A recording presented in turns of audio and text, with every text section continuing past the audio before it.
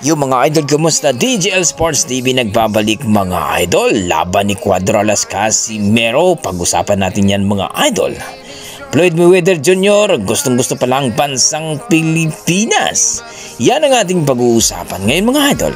Pero kung bago naman kayo napadpad sa ating YouTube channel, baka pwedeng makahingi ng isang like, subscribe at pakipindot na rin ang ating notification bell mga idol, para ma-update kayo sa ating bagong video na katulad nito. Well mga idol, alam naman natin ang ating angas ng Pinas, General Casimero. Well mga idol, nagpakitang gilas nga sa kanyang light training sa kanyang planeta. Doon nga sa Ormoc, Leyte, na kung saan mga idol malakas talagang suntok na binitawan ito.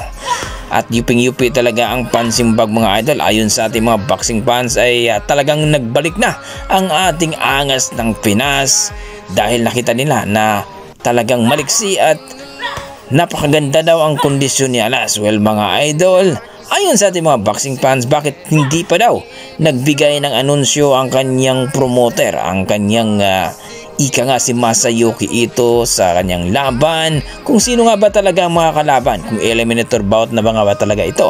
Well mga idol, ayon sa ating mga boxing fans, medyo matagal sapagkat itong si Naoya Inoue ay kakatapos lang ng laban dito kay Tapales at mapapalaban naman ngayon kay Nery. So depensahan ni Inoue ang WBC Super Bantamweight title mga idol.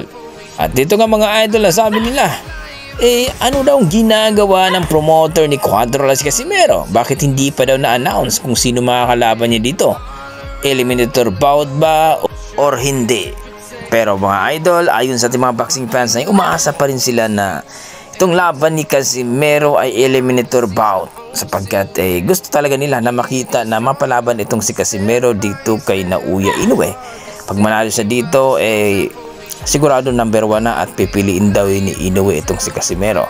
At dapat daw impresibo ang kanyang kahinatnan ng kanyang laban. TKO daw dapat ang kanyang mga kalaban para daw sigurado hindi na daw makaiwas itong si Naoya Inoue. Ayun nga sa ating mga boxing fans mga idol, na talagang bakit hindi na lang daw lilipat itong si Casimero dito kay Mayweather para daw mas madali daw na maikasa ang kanyang mga laban, lalong-lalo na dito sa eliminator at dito kay Naoya Inoue. Well mga idol, kailangan nating maintindihan na itong Treasure Promotion o TBP sa katauhan ni Masayuki Ito ay mayroon pang isang contract si Casimero na dapat niyang talagang tapusin bago siya lilipat kung saan man siya gusto. Well mga idol, abangan na lang natin ang official announcement ng kanyang promoter na si Masayuki Ito kung kailan ang laban ni Casimero. Sa kabilang banda mga idol, Mayweather ay gustong-gusto pala ang bansang Pilipinas dahil